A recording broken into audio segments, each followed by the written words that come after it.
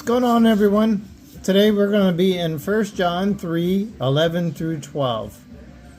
For this message, which you have heard from the beginning, that we should love one another, not as Cain, who was of the evil one and slew his brother.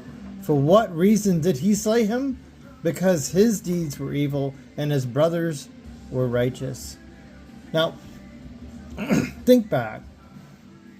Years ago, you have a brother or a sister, and as you grew, you decided to become righteous. You decided, hey, I'm going to go this path, right? Where your brother or sister decided to go a completely different path. You chose responsibility, integrity, and obedience, whereas your brother or sister decided to go the route of shortcuts, excuses, and rebellions. When your parents asked you to clean up your room, you didn't say, you know what, never mind, I don't want to do that. You actually went to work. You did it. You put everything into order. You put your toys into the right places. You hung up your clothes. You put everything in order. And when you were done, your parents were glad.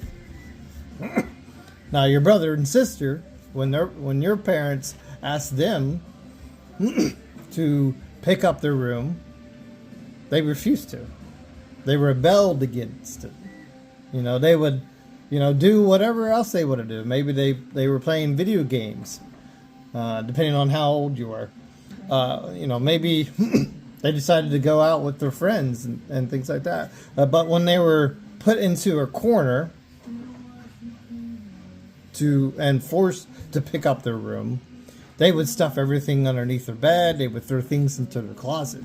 So the room looks like it's picked up, but it's still hidden chaos that's going on. And over time, your brother or your sister became resentful of you.